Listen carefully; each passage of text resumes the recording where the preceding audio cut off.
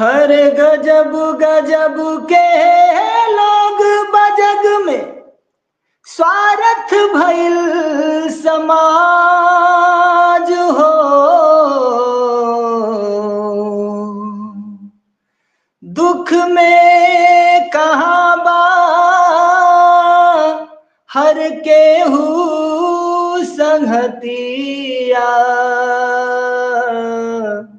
ही दुनिया में आज हो। हित प्रीत हिताई मिताई जात छोड़ देला, हित प्रीत हिताई मिताई जात छोड़ देला। जब समय होला कमजोर, जब समय होला कमजोर त हर कोई साथ छोड़ देला।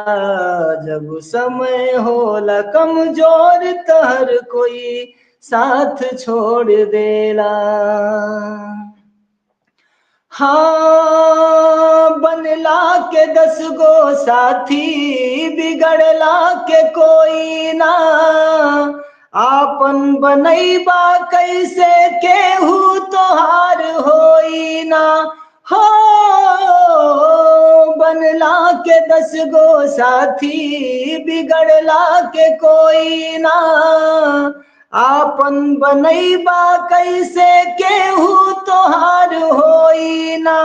धई के हाथ से हाथ हाथ में हाथ छोड़ देला, धई के हाथ से हाथ हाथ में हाथ छोड़ देला। जब समय होला कमजोर हो, जब समय होला कमजोर त हर कोई साथ छोड़ देला। जब समय होला कमजोर त हर कोई साथ छोड़ देला।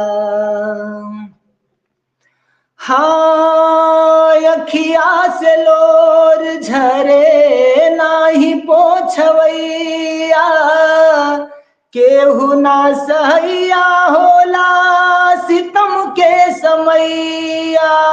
हो, अखिया से लोर झरे नाही पोछवैया, केहू ना सहैया होला सितम के समैया।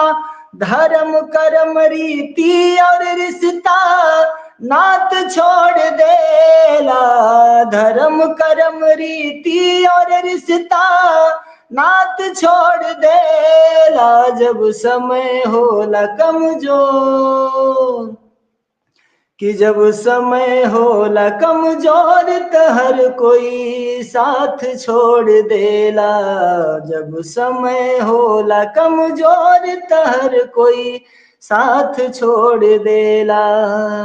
हित परीत हिताई मिताई जात छोड़ देला, हित प्रीत हिताई मिताई जात छोड़ देला। जब समय होला कमजोर हो, जब समय होला कमजोर त हर कोई साथ छोड़ देला।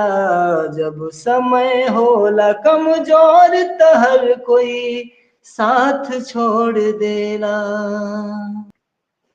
बहुत खूबसूरत, बहुत सुंदर गाया आपने।